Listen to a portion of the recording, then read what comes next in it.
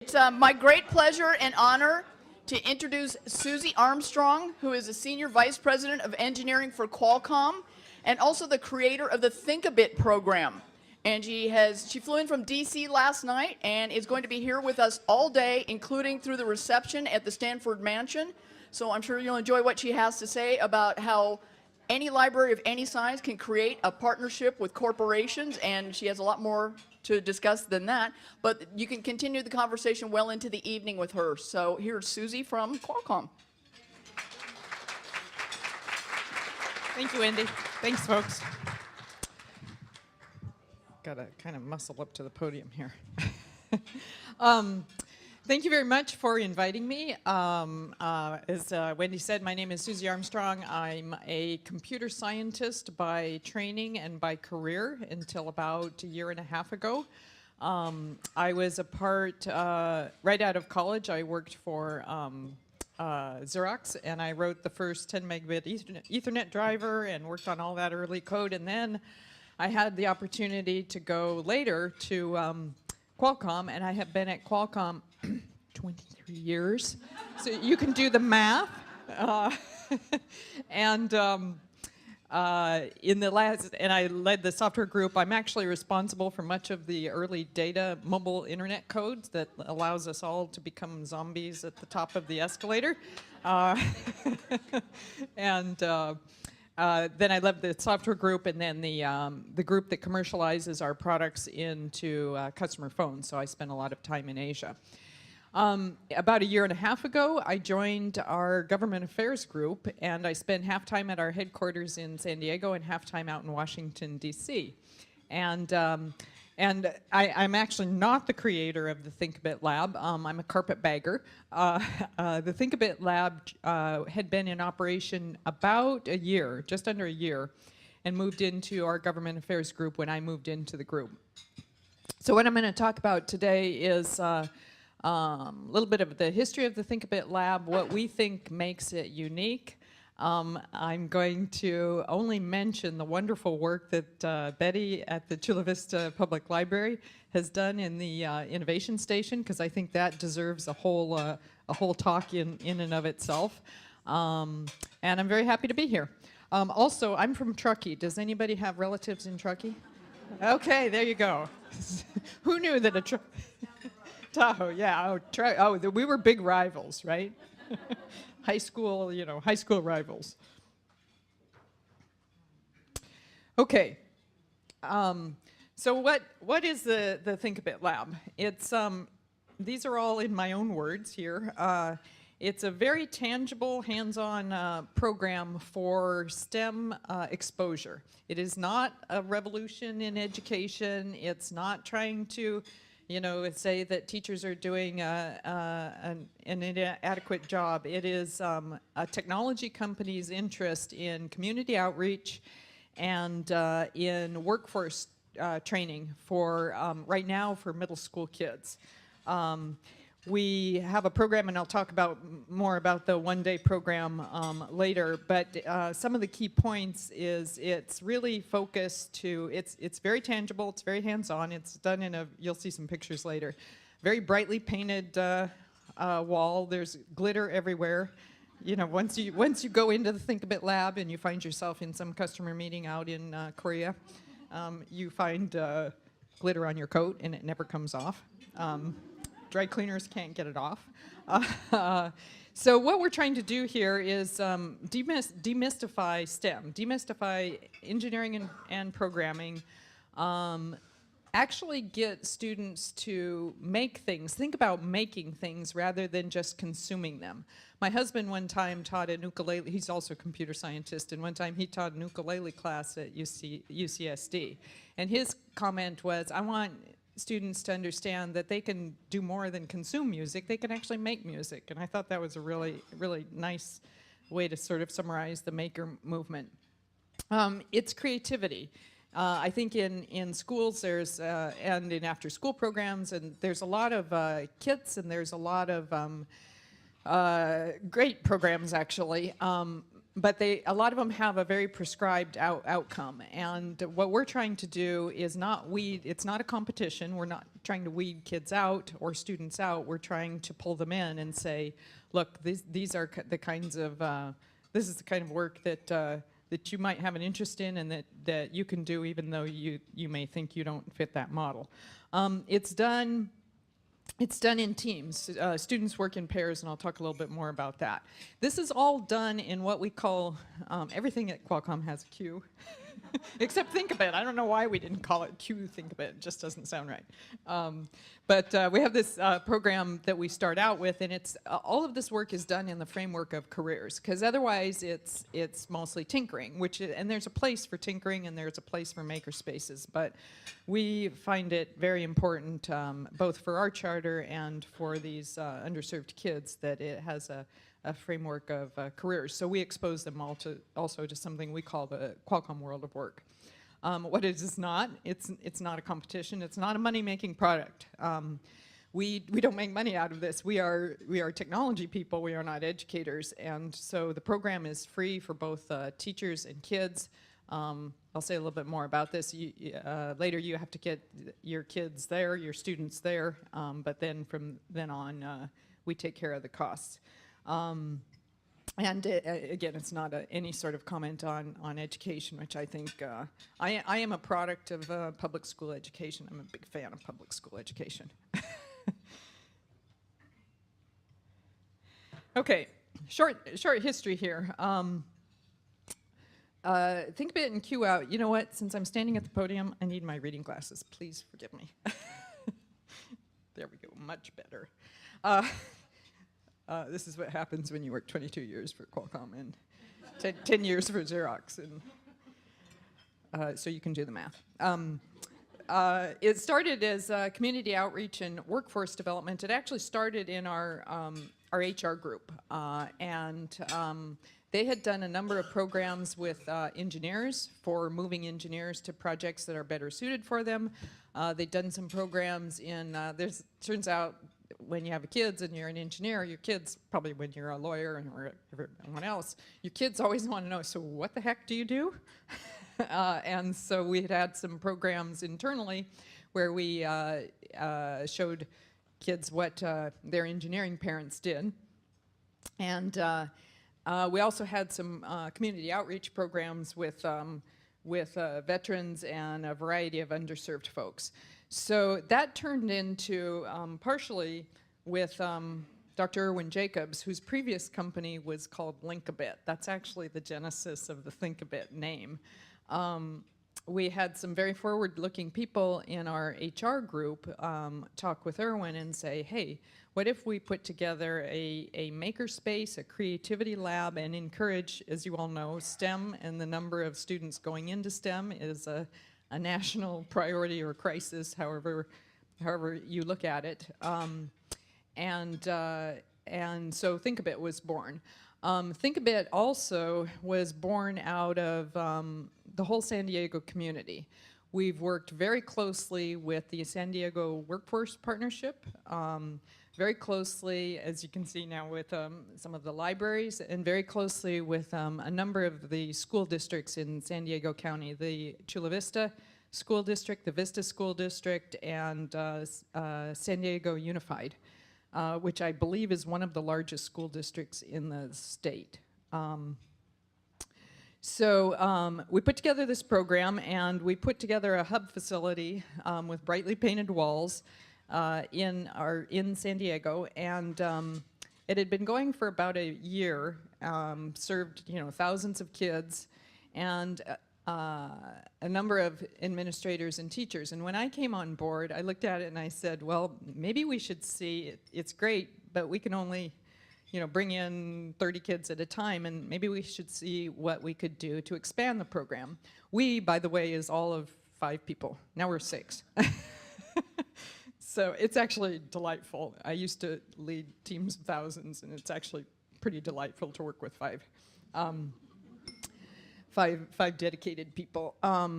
So we took a look at this, and I said, well, let's, these 3 school districts in particular had worked with us very, very closely, and we'd experimented on their students, and we'd put together this lab. So they were very interested in putting together their own labs in their schools for all of their classes to use. So we call them our pilot schools. And so we have worked with those 3 middle schools. All 3 of them have, in one of their middle schools, they now have a Thinkabit lab. One of them put it in their, in Feaster, I think they put it in the old wood shop, but they still retained a lot of that maker aspect. And the other 2 did something similar. And one of the schools actually hired a full-time instructor for that lab, which you will see, I'm sure you know, is very key to how this goes forward. So you can see some of our statistics here. Between when Thinkabit started in 2016, we've had 9,000 students come through and affected them directly. And they go through a STEM project and they are exposed to these careers. 2,000 community and industry visitors toured. So it's great name recognition for Qualcomm as well. But when the mayor down in San Diego wants to have some sort of an educational press conference, he always calls us up. Can we do this in your space? Because it's a very conducive space to interesting and fun meetings. We've got a lot of people who hold their meetings in our space. And I think that those kinds of connections are one of the things that led us to work with the Chula Vista Public Library. 2 companies, Raytheon has a smallish group in San Diego County.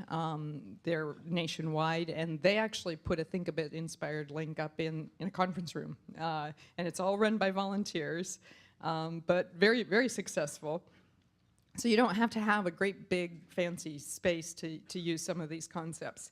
And SeaWorld. SeaWorld also used some of our careers. They modified them for SeaWorld types of career, and they put up a Thinkabit inspired lab at their facility as well. And then we also are working, I'm spending a lot of time with Virginia Tech out in the DC area. We signed a multi-year agreement with Virginia Tech, and this is, I think, the direction that these Thinkabit Labs are going to go from one of the directions they're going to go from Qualcomm's point of view. A multi-year agreement to not only put up a Thinkabit Lab in the National Capital Region, but also to have hire faculty, to have graduate students do research on that impact, to see if does this really, move the needle, does this really help, and actually to take some of those learnings and fold them back into the coursework. And last but not least, because the best is always last, like dessert, we worked with Betty and the Chula Vista Public Library, she's hiding behind there, to help them put up their innovation station. And Betty's always very kind, and it looks like our hub and such, but one thing I was incredibly impressed with is they took the ball and ran with it. We provided a little bit of consulting support when they wrote the grant. They're partnered also with the school district there, who is actually funding the teacher there, and we trained that teacher. We brought that person into our labs one June and had an intensive 2-week training for him.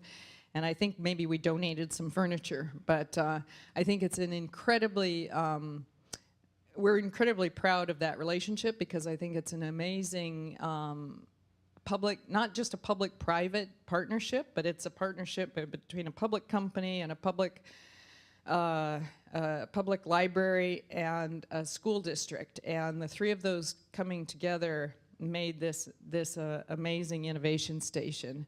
And the teacher that they hired and funded, like the first 2 weeks, he had like 600 kids and umpteen parents, and I was pretty amazed.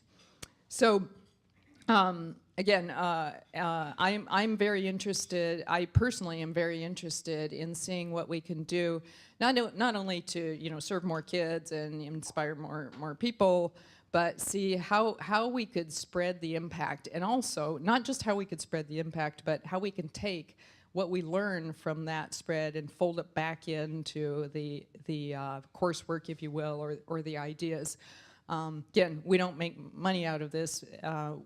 If there's ways it can be tweaked to better support teachers, for example, we've got one of our staff who's an ex-teacher looking at how could it be tweaked to better support like next generation science standards. There's all these new educational terms I'm unfamiliar with.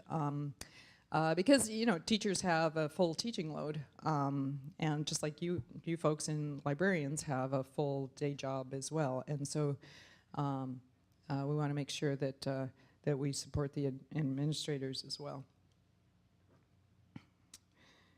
Okay, this is a typical Thinkabit Lab day, and if you're ever in any region of the world that has a Thinkabit Lab, please call those people and say, can I come in? Because it'll restore your faith in the world. So whenever I'm blue, and I only occasionally get blue, I always go over to the lab around presentation time. So what the hub, when I say the hubs, I mean our San Diego hub and the Virginia Tech Lab, where meant to serve all the surrounding schools, et cetera. What they are doing, and I think the Innovation Station does something similar, is what we call the one day class during the academic school year, and then in the summer we run Q camps, and I'll say a little bit more about that. Those are longer camps. So a one day class is the kids come in the morning. The school districts have to pay for the buses, have to figure out how to get the kids there, and initially it was a little bit of a barrier because buses cost money. But it's also, frankly, it's a little bit of skin in the game for the school districts and the teachers. And we also try to target, we don't exclude anybody, but we try to target schools that have a high percentage of free and reduced lunches, because there's a lot of great STEM programs out there for served students, if you will. Not so many for some of the underserved in these regions. So they come in first thing in the morning, and they go through what we call the world of work, and we do a strengths, interests, and values assessment. So it's not just reading about careers, and every student knows that they have a place there. And then they go over. We've got we go through some exercise with our career booklets. The career booklets, we pull the careers. It's got the statistics on, how many people will be needed in these fields. It's pulled from the ONET. It's got the Department of Labor's ONET. I've got a really great picture of, we had the Deputy Secretary of Labor, Chris Liu, come out to San Diego. He also helped us open the Virginia Tech Thinkabit. And he's sitting in a beanbag chair, and he's got these career cards fanned out in his hands, and he's going, oh, I'm glad somebody uses this stuff. But very, very inspiring person, actually. Very good person to work with. So, and the students go away, actually, with these career cards on lanyards, and you'll find that the kids actually hang on to them, and the teachers. I have mine, a software engineer. Hang on to them because it's not necessarily that they will go right into that job in 10 years from now, but it gives them an idea of what jobs are available. It's like, how can kids aspire to careers they don't know exist? And even when I think back to when I was in middle school and high school, you're just not exposed to even the careers that existed at that time. I think when you talk to kids now, they're kind of saying the same things that we said, 40 years ago when people asked, so what do you want to be when you grow up? I want to be a fireman, or I wanted to be a veterinarian. That didn't work out. So that actually gives the students a view of a context to put the next piece of the day in, and that is creating what we call a robocraft. The term robocraft, robotics craft, was created by our lead teacher, who is also Sarah Naderi, who is also the the creator of a lot of the sort of the look and feel of the lab. And she told me one time, I want to be the Martha Stewart of robotics. And I just thought that was great, because it really pulls in. And in all seriousness, doing this as a craft exercise, incorporating crafts in this, I think also pulls in both boys and girls for the creativity aspects. So they go in, we use these inexpensive open source Arduino boards. A lot of you folks are nodding. They're very inexpensive, much more so than our own chipsets. And they're much simpler to use. And they learn how to wire up a breadboard, do a little bit of engineering at the same time. The teachers will talk about Ohm's law and power and light refresh rates, just to get kids kind of interested in the engineering aspects that go on around them every day. And they make an LED blink, and then they make the Arduino servo move. Once they get that working with their code, they go over to what we call the craft wall, which is all full of plush toys and plastic dinosaurs and tongue depressors. We don't throw anything away. Those little peanuts and glitter. And they create their own robot, their own custom robot. And then at the end of the day, the teams go up and they give a very short, like a 30-second presentation, and it's kind of led by the instructor will say, so what have you created here? You know, they get fanfare. They all get applause. It's not a competition, and in between, we feed them a healthy lunch. So I was very interested to hear that we can have lunches in the libraries these days. Because we found, just as the person who was talking about lunches was talking about, we found it's actually really important. Number one, you can't hold kids or adults for 6 hours without feeding them something. And number two, a lot of these kids, that's the meal they're going to get, especially when they're not in school. And a lot of the kids haven't had breakfast. So that's sort of the one day program. So we also run 2-week programs, 2-week and 1-week programs in the summer. That started out as our Q camps for girls, and it's taught by our Thinkabit. It's a similar Thinkabit program. You can do a lot with kids in 2 weeks, and we actually took the same cohort of girls for 3 years, rising 6th graders, 7th graders, and 8th graders, and 100% of them came back all 3 years. And we're working with Berkeley to do a longitudinal study on how that work has impacted their school and their career choices. And then this last summer, we just started Q camps for 1-week Q camps for co-ed. And that's proven to be very, very interesting. Okay, what's next? Additional coursework. Next time, remind me to make the font bigger.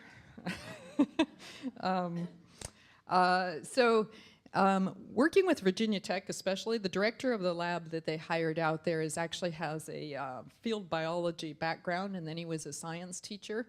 And he's very, I call him an old hacker. He's they used to do, radio tracking collars, their own, before, there was all these kits available to do it.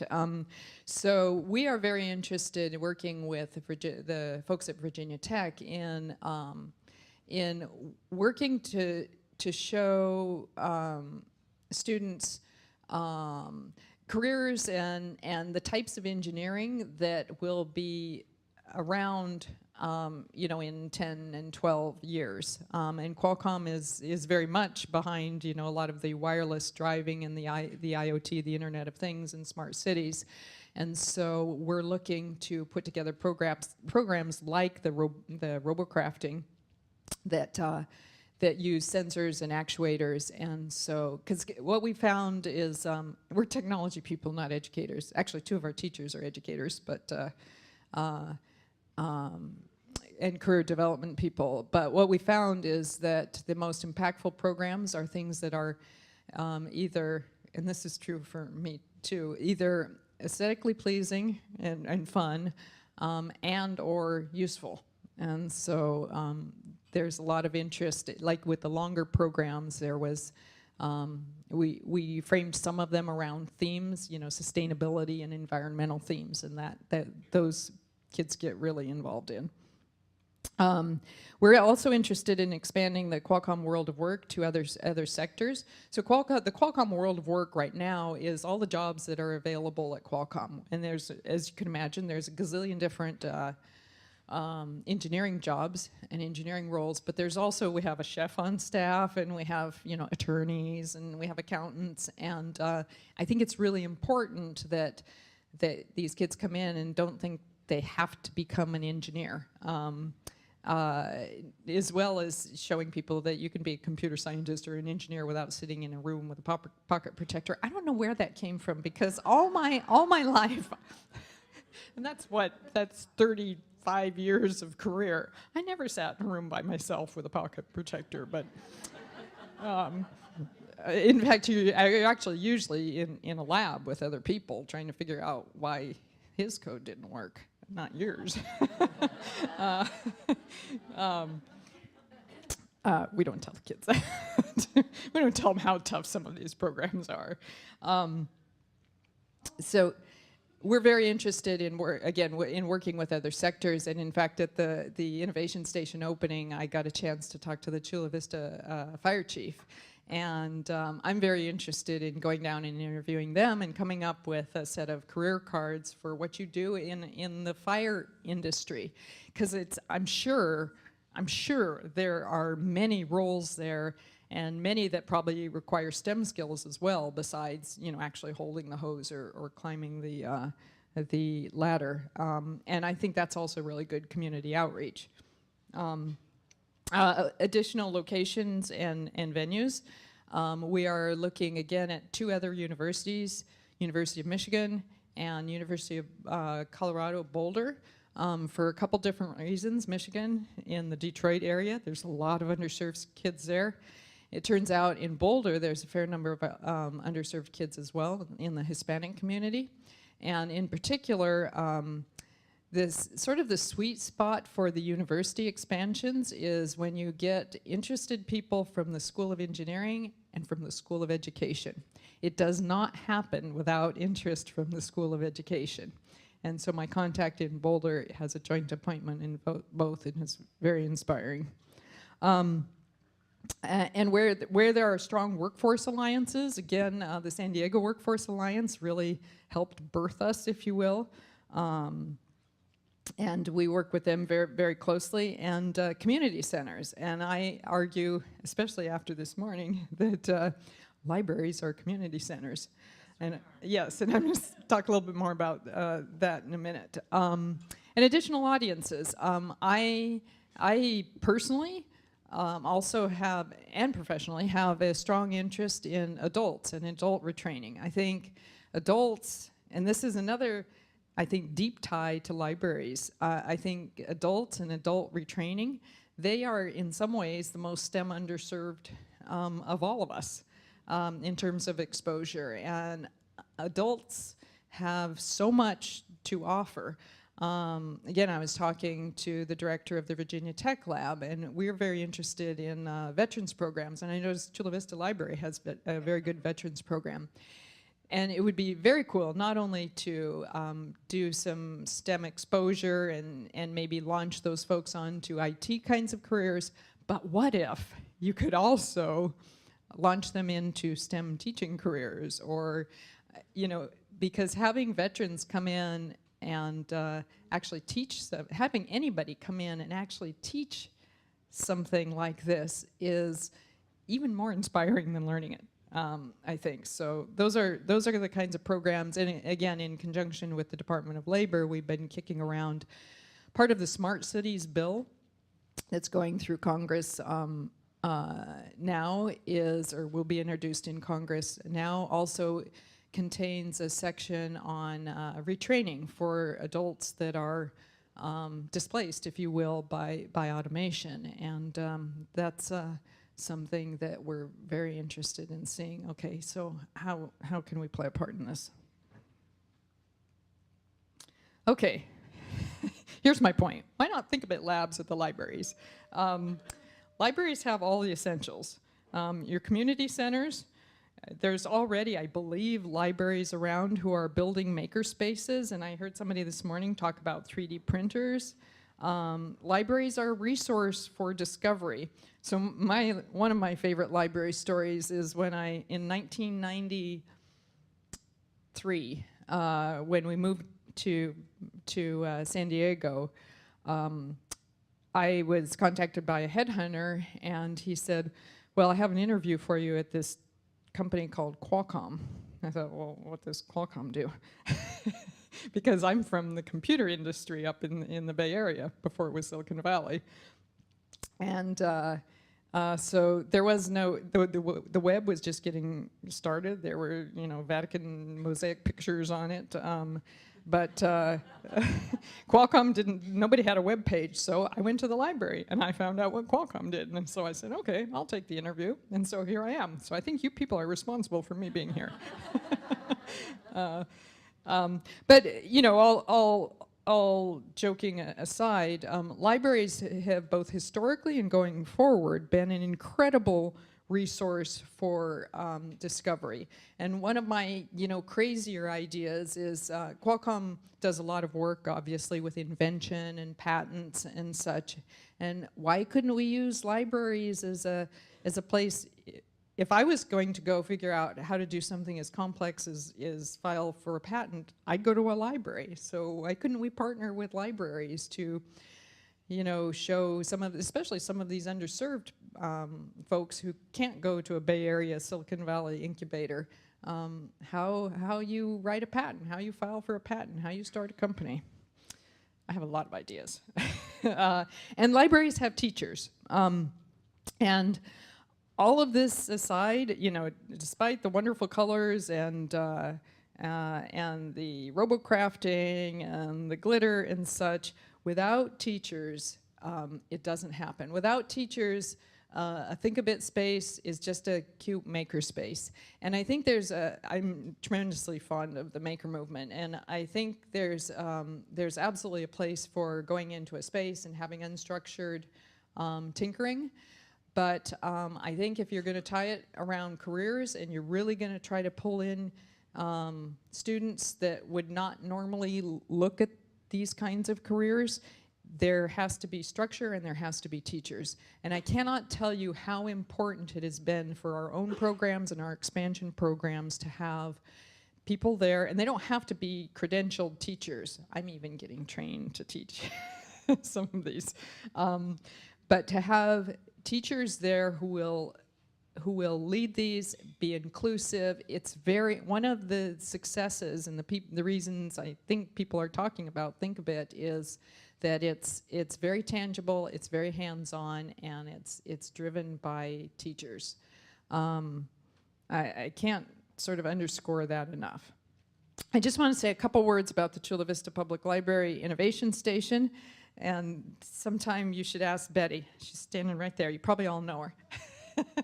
Sitting right there. So this was, as I said before, I think a really wonderful example of a public-private collaboration. All we did is the teacher training, and we provided a little bit of information for the grant support and the consulting on the space. I think we provided some of the furniture. And between Qualcomm and the Chula Vista Public Library taking the lead on that, and then the school district, the local school district, they put together this amazing facility. And one of the things I love about it is it's in a library. And so the audience is not just school-age kids. I mean, we in San Diego probably won't stick to just school-age kids, and also not out at Virginia Tech. But here you've got this audience that can be sixth graders, it can be adults, it can be anything you really have time and the energy to drive. And that's one, I think, really strong link I see to these kinds of programs in libraries. And then again, they have a dedicated staff. They have a dedicated teacher who's working really, really hard But I think that's essential, and he's doing a pretty amazing job. And then, so for my Christmas cards, I'm having some fun playing with word clouds, and I didn't get far enough to actually make this into a word cloud. So, sorry. You know, both from my own ideas and from the people I've talked to, and our own observation of looking at what teachers and kids write. We have these writable tables. We got them from IKEA. Virginia Tech made their own. They put whiteboard paper on tables. And at the end of the day, we have kids and instructors and the attendees actually write their impressions of the day. And so some of this is pulled from them. But I think it's, I don't know why it's so captivating. There's a lot of really good STEM programs out there, and by all means, you know, my goal here is to get you guys to think about the possibilities, not just of partnering with a Qualcomm, but possibilities of partnering with anybody to put up these kinds of STEM programs with your own mark on it. I think it's all these things. It's very physical. It's very tangible. It's inclusive. It's non-competitive. And then, you know, the teachers, and tangible. That's the word cloud I wanted the biggest. I think are the key pieces of making something like a Thinkabit Lab and these kinds of exposure programs work. And I'm out of air, and we have 10 minutes for questions.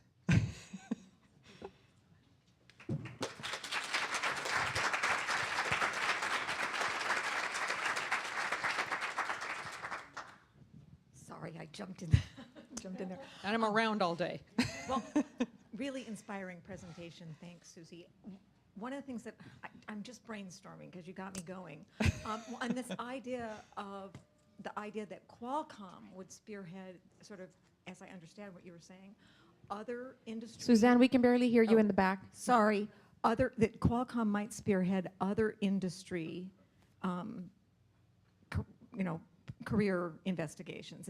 Was that accurate? That's accurate. Because we had started a partnership with Pixar, and they were very interested in this idea of paths to Pixar. But they're busy making movies, so, you know, it feels like you have figured out the template. And I hate to put you on the spot, but like, would you be willing to begin having some of those conversations with other industries that we've identified who clearly would be interested in this, but they don't have the time to? I would love to, and again, all 5 of us. Actually, I think we're 6 now. My thought was, we don't have a template yet, but what you just said means that what I should do is I should go down and I should interview the fire chief in Chula Vista, and then out of that I should write down the template, and then we have it. I don't think it's rocket science. I think it's a template for interviewing. If you look at our career cards, and all that information is on the ONET, what we added was a couple simple sentences. This says, you know, I'm an embedded software engineer. The kids love the fact that you make $80,000 to start. They're all looking at it, even grade school kids.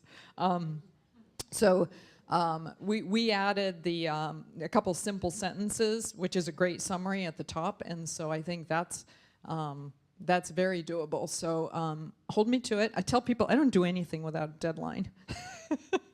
So you're going to hold me to it, Suzanne. We'll talk about deadline tonight.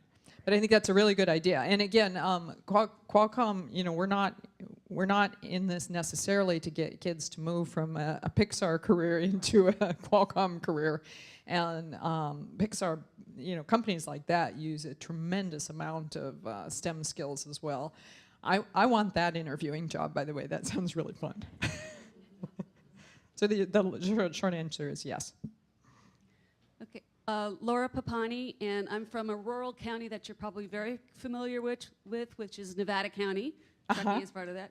So my question is, how would you suggest that rural counties make the connections for these kinds of partnerships when we don't have these big companies near us? We don't have the resources that the others do, but we're doing our best to get technology out to our counties so that the kids learn about it and have some familiarity with it. How would you suggest that we approach companies that aren't in our area to try to get something going in our areas? I don't have the magic answer for everything, but I wish. In terms of approaching companies, I would try to get a hold of their workforce people, their career and workforce people, and say, these are the people that you're going to be hiring in your industry years from now. Diversity and STEM diversity is a huge national and international priority, and I'm sure every company on the planet, well, at least in the U.S., has heard this. And so I think if you look at it from a rural point of view, an underserved point of view, and you approach their workforce people and their outreach people, I think you'd make some progress. And I'm happy if you want to say, it gives us branding too, if you want to say, look at what Qualcomm did. And also, we should talk. Qualcomm can't go out and fund everything, but we are very interested in, as I say, getting smarter in terms of putting together a portfolio of potential money that not that we would get, but that you could apply for that would link into some of these things. And again, I've only been on this program for about a year, but we're interested. I think there's federal monies that sometimes go unspent, and we're really interested in ourselves putting together what we think might be some available monies, and we'd really, really like to work with people who are actually in these communities and probably know 15 times more about what monies might be available, and then partner that way. Hi, Janice from Napa. I think I can probably say for most of our libraries, we really don't have enough space. So my question is more of a practical one. Is this something that could be set up and taken down? Or do you really need a dedicated full-time space for that? Because I have a space, but I also use it for literacy training. I use it for workforce development. I use it for after-school programs.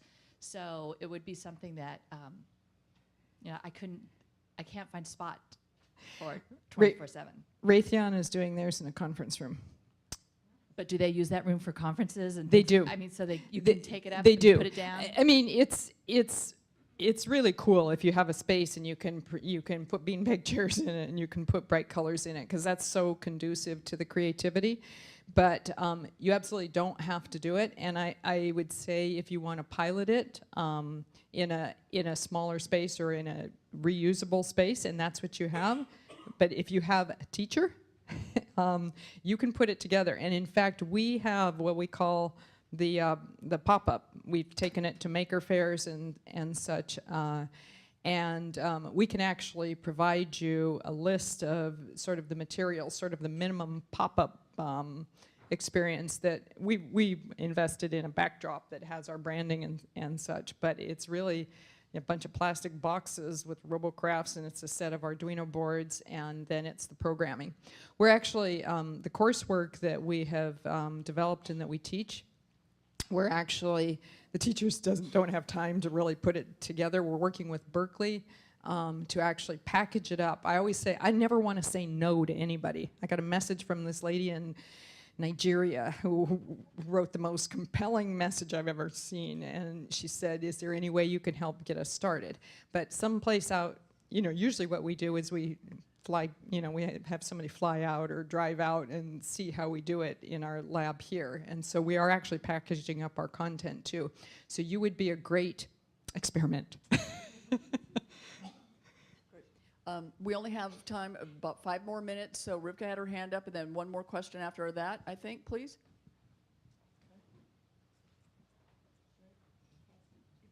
Hi, Rivka from Sacramento. I really liked your talk, and I liked what you said about introducing kind of the possibilities to kids who don't know that they can be a software engineer.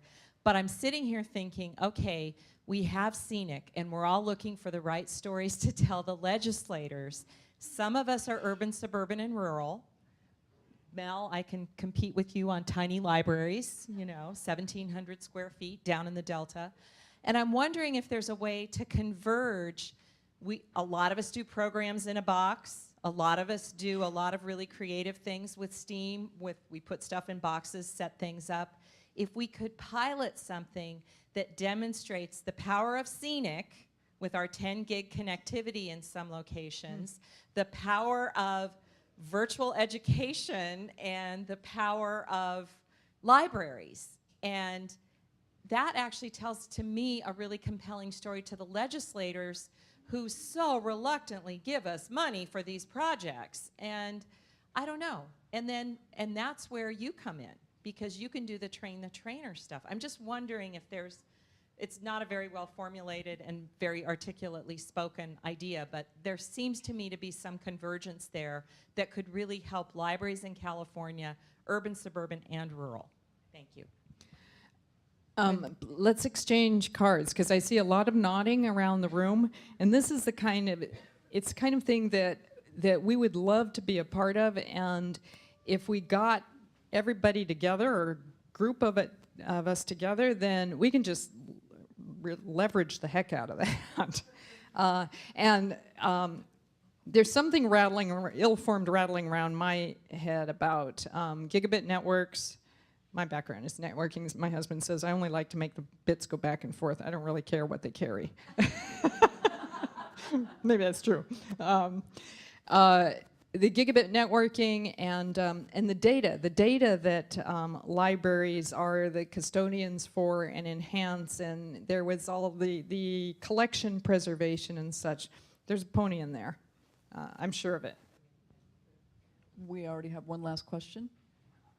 Yeah, so during your presentation, you had mentioned word grants a couple of times, and that when you're putting together some of these projects in Chula Vista and some of the other locations, that you had helped to consult with the wording in the grants. And I was just wondering, were those grants through Qualcomm as an agency, or were those outside grants and you were just helping to assist with those? I was just trying to get a little more clarification. Both. We worked with Betty. Betty just told us what she needed to know, or Betty and her staff told us what she needed to know in terms of the amount of time that we put into these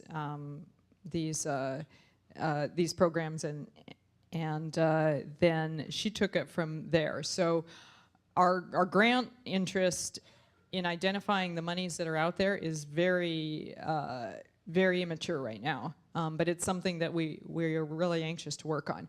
We also, the 3 pilot schools, we actually funded the pilot schools, and we're funding the university as well. So we don't really have a Qualcomm grant application, and we're kind of short of money. I have a budget too.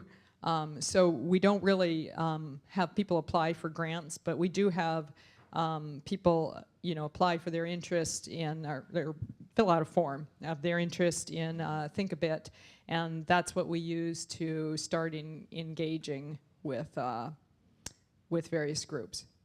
Is that a sufficiently vague answer? We don't do Qualcomm grants, but or we don't do a lot of them. But we have funded some of these programs. All right. Susie is going to be with us for the rest of the afternoon, and as I said, she's going to be joining us over at the Stanford Mansion for the cocktail reception, so you'll be able to talk with her much more one-on-one and get exchange cards and get much more information. So for right now, Susie, thank you so much for your presentation and joining us today. Thank you. Appreciate it. Thank you.